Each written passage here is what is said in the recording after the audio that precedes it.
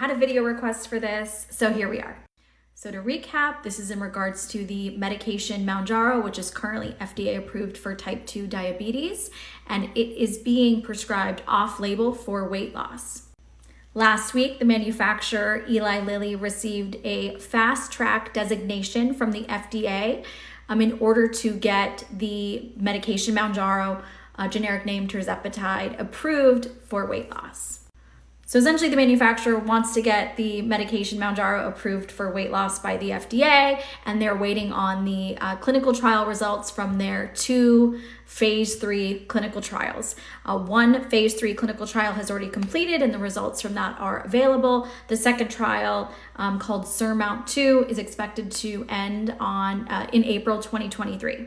What a fast track designation does, it allows the FDA to bring promising medication to patients sooner.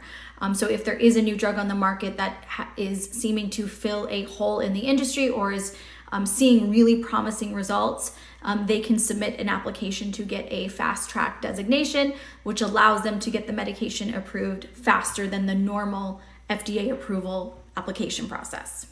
And also what Eli Lilly is doing is they are doing a rolling submission to the FDA. So what that means is as they have more data, they can complete sections of the application that needs to be completed for FDA approval. They can complete sections versus sending everything at once, which allows individual sections to be reviewed sooner than doing one full submission.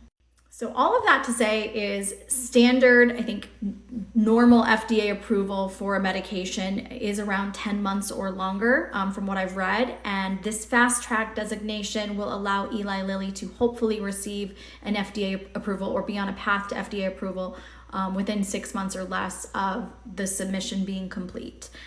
So what that means is likely end of 2023 for full FDA approval for weight loss. So no idea what that means for us. We do know that we have seen this medication pop up on insurance companies' formulary plans. Not everyone who has received insurance company approval for the medication has type 2 diabetes. I, for example, have PCOS. So it's possible that I may be able to get my insurance to approve this at some point, even though it's not fully FDA approved for weight loss. Really, that's up to your insurance company. My hope is that Eli Lilly will offer some sort of savings card or additional discount for those of us whose insurance companies are still declining the medication until we receive that full FDA approval. But all in all, this is super exciting news for us, and hopefully this means that this medication will be available to more people sooner.